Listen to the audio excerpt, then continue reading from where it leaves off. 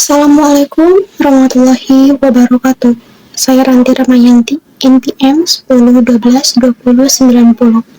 Pada video kali ini, saya akan membahas sebuah studi kasus mengenai reputasi online yang menjadi tugas evaluasi akhir semester pada mata kuliah reputasi online. Kasus yang saya pilih adalah gugatan terhadap Starbucks yang terjadi pada awal tahun 2024. Gugatan ini dilayangkan oleh organisasi konsumen National Consumer League yang menuduh Starbucks melakukan pembohongan publik. Masalah utama dalam kasus ini adalah klaim Starbucks bahwa semua produk kopi dan tehnya berasal dari sumber yang 100% etis. Sebelum isu ini muncul, Starbucks dikenal sebagai perusahaan global yang sangat peduli terhadap etika dan keberlanjutan. Mereka bahkan memiliki program seperti Coffee and Farmer Equity Practice yang menunjukkan komitmen terhadap praktik pertanian keberlanjutan. Reputasi Starbucks saat itu sangat kuat, terutama di mata konsumen yang sadar sosial dan lingkungan. Namun di sisi lain, klaim etis yang terlalu besar ini menjadikan mereka sangat rentan terhadap kritik, terutama ketika ada indikasi bahwa kenyataannya tidak sepenuhnya sesuai dengan janji mereka. Masalah mulai muncul ketika ditemukan dugaan pelanggaran hak asasi manusia dan eksploitasi tenaga kerja di beberapa perkebunan pemasok Starbucks. Fakta ini sangat bertolak belakang dengan klaim 100% sumber etis yang selalu digunakan Starbucks dalam strategi marketingnya. Gugatan hukum pun diajukan, dan isu ini dengan cepat menyebar di media sosial, memicu keresahan publik dan bahkan kampanye boikot dengan tegas seperti boikot Starbucks. Dalam menghadapi krisis ini, Starbucks menerapkan strategi respon yang tergolong reaktif dan defensif.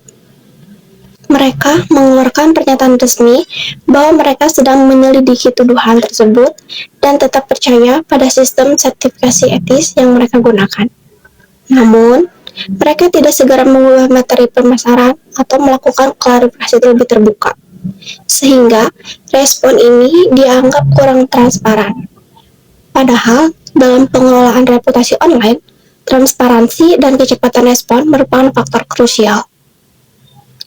Konsumen kini sangat sensitif terhadap isu etika dan sosial, dan mereka ingin melihat aksi nyata, bukan sekedar pernyataan. Dampak dari krisis ini cukup signifikan. Reputasi Starbucks di mata konsumen yang peduli etika menjadi terganggu. Di media sosial, citra mereka banyak dibahas secara negatif, dan kepercayaan konsumen mulai menurun.